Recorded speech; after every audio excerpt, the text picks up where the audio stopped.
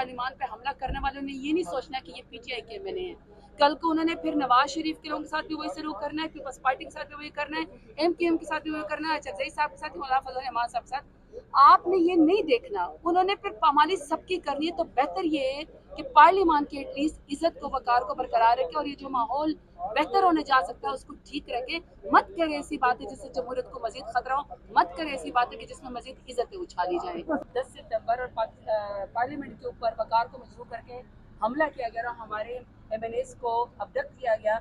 न उन्होंने साथ छोड़ा, जो अभी अबडक्टेड है उनकी भी घर वालों के पैगाम आ चुके हैं, वो भी इमरान खान का साथ दे रहे हैं। और अब जियो 41 हमारे लोग वापस पीटीआई के अंदर आगे डिक्लेयर्ड हो गए कि ये पीटीआई है।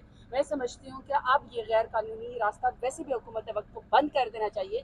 पर्सन स्पेसिफिक तरमीमें मत करें, आइन को पामाल मत करें, आइन को यरगमाल बनाने की कोशिश मत करें।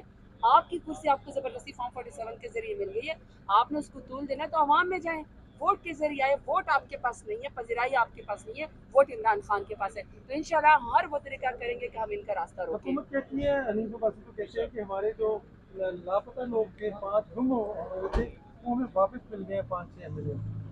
देखिए, जो उन्होंने एक पार्लियामेंट का सानिया पार्लियामेंट जो हुआ 10 सितंबर को, उसके बाद तकरीबन स्पीकर साहब जो अयाज सादिक साहब, उनको अप्रिशिएट करना चाहिए। उनकी स्पीकरशिप में मुझे तो पार्लियामेंट में बड़ी पॉजिटिव चीज़ें नज़र आ रही थी कि सबको ये तकलीफ हुई है कि पार्लियामान के ऊपर हमला नहीं होना चाहिए था, क्योंकि पार्लियामान सुप्रीम है और ये सानिया है, जमहूरियत के ऊपर सियाह धब्बा है 10 सितंबर का।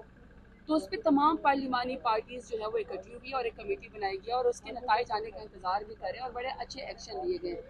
जहाँ तक हनीफ अब्बासी साहब की बात करें या किसी एक दो और ख्वाजा साहब की अगर आप बात करेंगे, कुछ लोग ऐसी बातें करते हैं जो अपनी पार्टियों को भी कदगन लगाते हैं, पार्लियामान को भी कदगन लगाते हैं, पॉलिटिकल पार्टीज़ का और पार्लियामान का माहौल भी ख़राब करते हैं। देखिए, जो वो ज़बान इस्तेमाल करते हैं नहीं करनी चाहिए।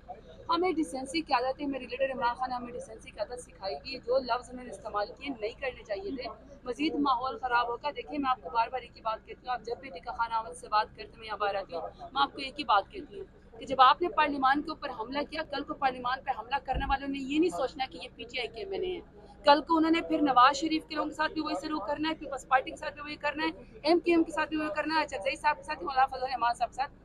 आपने ये नहीं देखना, उन्होंने फिर पामाली सबकी करनी है। तो बेहतर ये है कि पार्लियामान की एटलीस्ट इज्जत को, वकार को बरकरार रखे और ये जो माहौल बेहतर होने जा सकता है उसको ठीक रखे। मत करें ऐसी बातें जिससे जमहूरियत को मजीद खतरा हो, मत करें ऐसी बातें कि जिसमें मजीद इज्जतें उछाली जाएं। बस आखिरी सिंगल है, क्या पार्लियामेंट के अंदर आज जो आईनी तरमीम है वो हो जाएगी?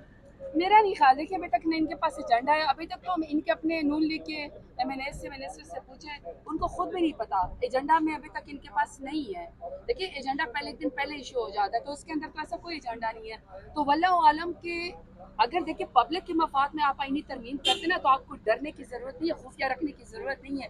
खुफिया क्यों कर रहे हैं और इनके अपने नुमाइंदे को क्यों नहीं पता, इसका मतलब है कि कोई गैर आईनी चीज़ हो रही है। तो मेरे ख्याल में ऐसा स्टेप नहीं होना चाहिए। और अब तो ये जो 41 हमारे डिक्लेयर हो गए हैं और जो हमारे लोग अबडक्ट हैं इस वक्त और उनकी फैमिलीज की तरफ से जो आ गया कि वो इमरान खान का साथ नहीं छोड़ेंगे, मेरे ख्याल में पीएम को अब बैक फुट पे चले जाना चाहिए।